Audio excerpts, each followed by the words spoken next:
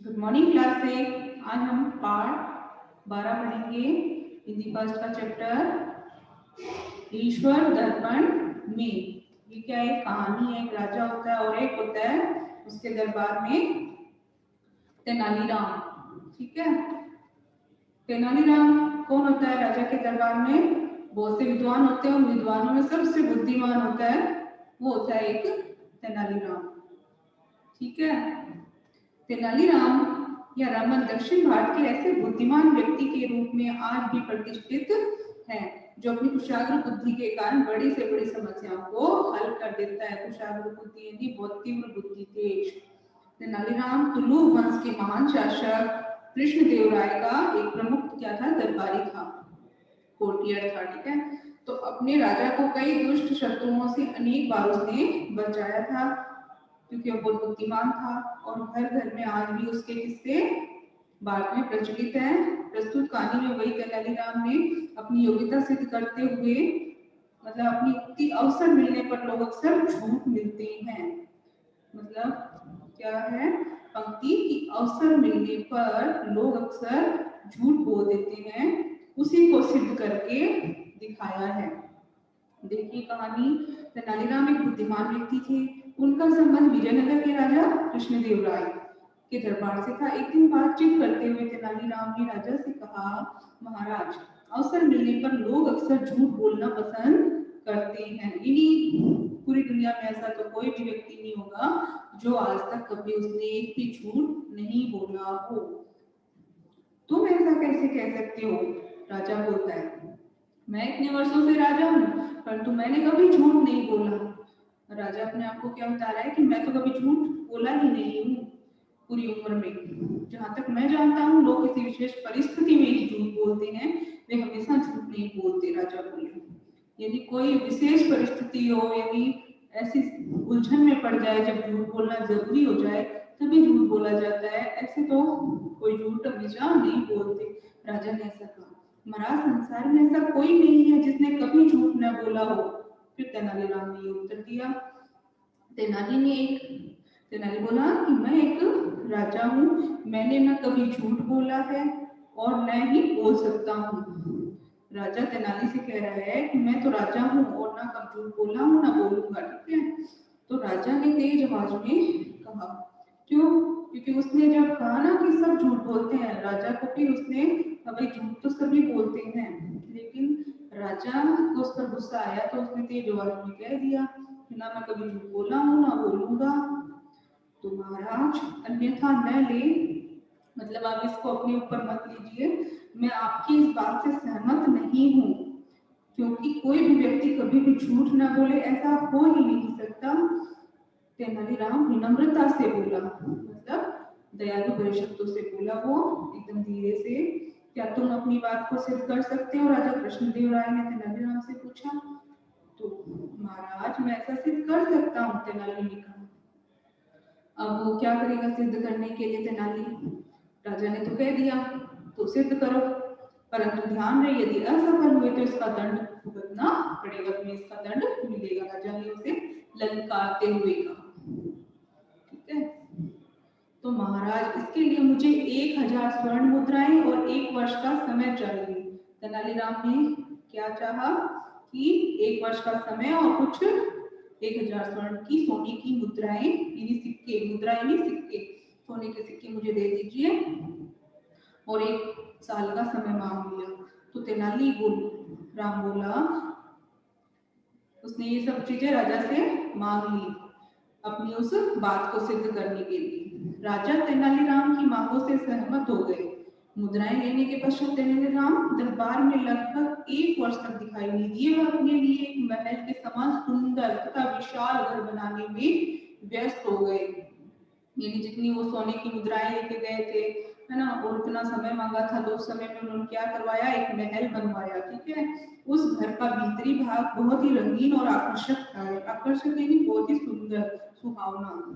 तो उस घर में एक कमरा ऐसा था जिसकी एक दीवार में बड़ा दर्पण चिपकाया गया था, यानी बड़ा सा शीशा वहां लगाया गया, और अन्य दीवारों पर भी सुंदर सुंदर चित्र लगे हुए थे, लेकिन एक दीवार पर उन्होंने बड़ा सा शीशा लगाया था। तो अंततः एक बहुत ही सुंदर घर तैयार हो गया, यानी आखिर में जाके एक सुंदर घर तैयार हुआ। एक वर्ष पश्चात तेनालीराम एक साधु का रूप धारण करके राजा कृष्णदेव राय के दरबार में पहुंचे। उन्होंने 1 साल का समय मांगा था, वो पूरा हो गया, तो वो अब राजा के दरबार में गए। कैसा वेश धारण करके? साधु का वेश धारण करके। अब कोई भी दरबारी, यहाँ तक कि स्वयं राजा भी उनको नहीं पहचान पाए। साधु के रूप में तेनालीराम ने राजा से कहा कि महाराज, मैंने अपने लिए एक सुंदर घर बनाया है। यानी उसने उसको भी ये पता नहीं चलने दिया कि मैं तेनालीराम हूँ। उसने एक साधु के रूप में ही राजा से बातें की कि मैंने एक सुंदर घर बनाया है और मैं वहीं रहकर, एक साधु हूँ तो पूजा पाठ भी करता हूँ, मेरी भक्ति से प्रसन्न होकर ईश्वर मुझे एक कमरे में दर्शन भी देते हैं।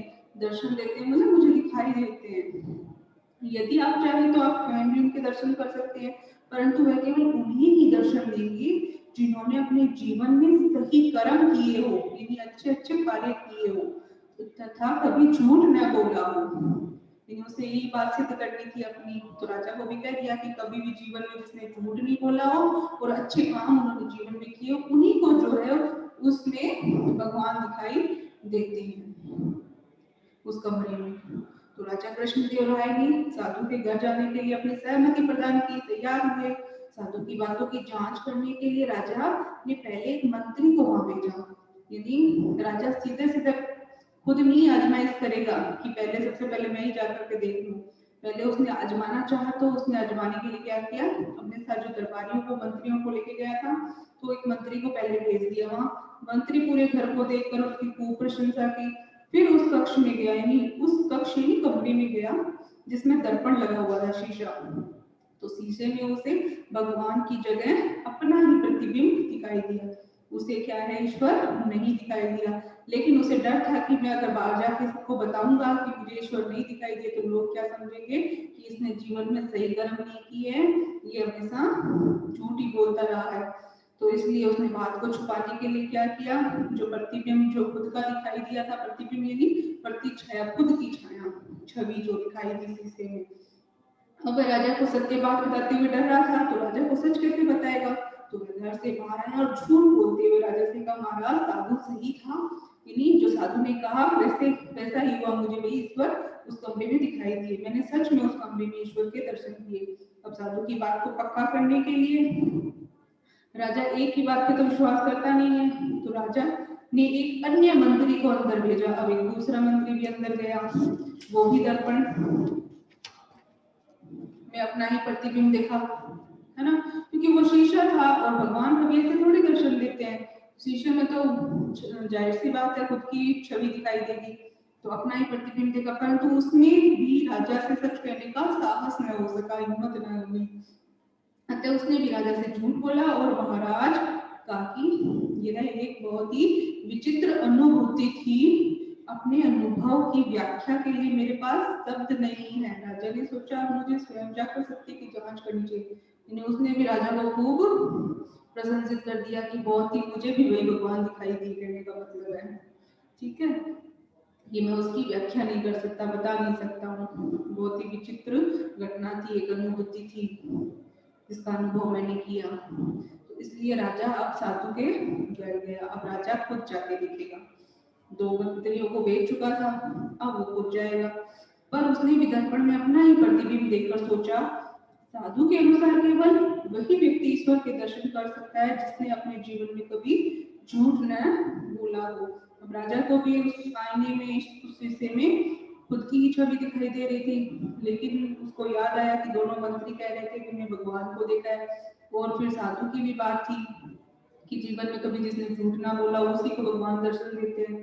तो अब मैं जाकर लोगों से कहूंगा कि मैंने ईश्वर को नहीं देखा, तो सभी मुझे झूठा समझेंगे। यह सोचकर राजा कमरे से बाहर आकर साधु के पास गया और बोला, आप सही थे महात्मन, मैंने आपके कक्ष के दर्पण में सचमुच ईश्वर के दर्शन किए। महाराज आपको पूर्ण विश्वास है? तेनालीराम ने भी उससे प्रश्न किया कि महाराज आपको पूर्ण विश्वास है कि आपने ईश्वर के दर्शन किए हैं? साधु ने पूछा। हाँ अवश्य, राजा ने उत्तर दिया। यानी एक बार झूठ बोल दिया, एक बार तो वहां बोल दिया कक्ष से बाहर आने के बाद, और एक बार यहाँ दोबारा पूछा तो फिर झूठ बोला। क्या आपने कक्ष की दीवार में दर्शन किए? साधु ने पुनः प्रश्न किया। अब तीसरी बार फिर उसने झूठ बोला। राजा ने अपना उत्तर दोहराया, परंतु साधु ने पुनः वही प्रश्न किया। अब चौथी बार फिर राजा झूठ बोला। इस प्रकार साधु के बार बार प्रश्न पूछने से राजा क्रोधित हो गए, यानी बार बार झूठ बोला जा रहा था उससे। तो वे बोले, तुम्हारी ये हिम्मत कि तुम मेरे उत्तर पर संदेह करो कि मैं राजा हूँ, और तुम मेरे ही उत्तर पर क्या कर रहे हो, शंका कर रहे हो, संदेह कर रहे हो। यदि तुम साधु न होते तो मैं तुम्हें कभी क्षमा नहीं करता। साधु मुस्कुराया और अपनी नकली दाढ़ी उतारकर राजा के सामने खड़ा हो गया। वह बोला, महाराज, आपने ही कहा था कि आपने कभी झूठ नहीं बोला और न ही कभी बोलेंगे, पर अब तो आप मानते हैं कि प्रत्येक व्यक्ति कभी न कभी झूठ बोलता ही है। तब राजा बोला, तुम धन्य हो तेनाली। राजा कृष्णदेव राय ने अपनी पराजय स्वीकार कर ली। राजा ने भी क्या है, तेनालीराम के आगे अपनी हार को स्वीकार किया और अपने व्यवहार के लिए लज्जित हुए, शर्मिंदा हुए। यानी उन्होंने अपनी बात को खूब अच्छे से सिद्ध कर दिया कि व्यक्ति झूठ अवसर मिलने पर बोलता ही बोलता है।